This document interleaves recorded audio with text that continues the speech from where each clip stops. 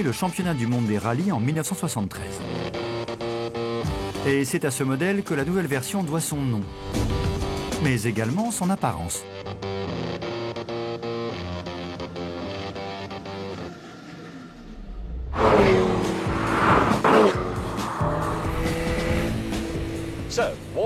Donc, pour faire simple, c'est une petite voiture de sport sans fioritures qui est en concurrence directe avec la Porsche Cayman et l'Audi TT. Et malheureusement, c'est là que les problèmes commencent. Pour commencer, cette version de lancement de l'Alpine coûte 51 000 livres. 51 000 livres. Pour 1000 livres de plus, vous pouvez acheter une Audi TT RS, celle que Jeremy Clarkson a conduite la saison dernière. Et elle est plus puissante et plus rapide. Et le modèle de Porsche Cayman qu'on peut avoir pour 51 000 livres est aussi plus puissant. Et c'est une Porsche. Tandis que ça, c'est une Alpine. C'est le genre de choses qu'il va falloir expliquer quand vous serez au COB. Et il va aussi falloir parler du moteur. Le bruit qu'il fait passe encore. Mais quand on va vous demander « et elle a quoi sous le capot alors ?» La réponse sera un 4 cylindres turbo de 1,8 litre, mon gars.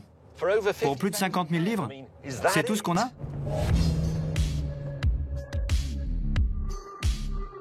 Ensuite, je ne suis pas sûr de la trouver jolie. Le modèle original des années 1960 était une merveille. Mais cette version modernisée ne me séduit pas vraiment.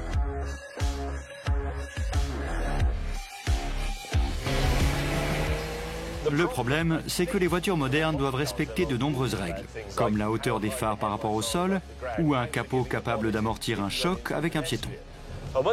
Mais quand on applique des contraintes modernes à un design des années 60, on se retrouve avec Maroon 5 au lieu de Led Zeppelin.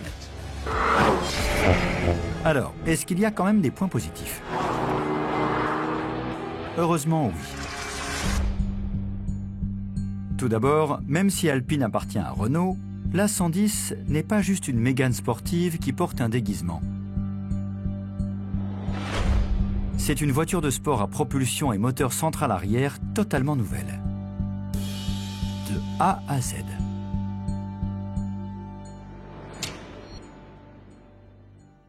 La carrosserie et le châssis sont entièrement en aluminium. La raison tient en un mot, légèreté. À partir de cette base, les ingénieurs Alpine ont fait travailler leur méninge pour éliminer le moindre gramme superflu sur le reste de la voiture.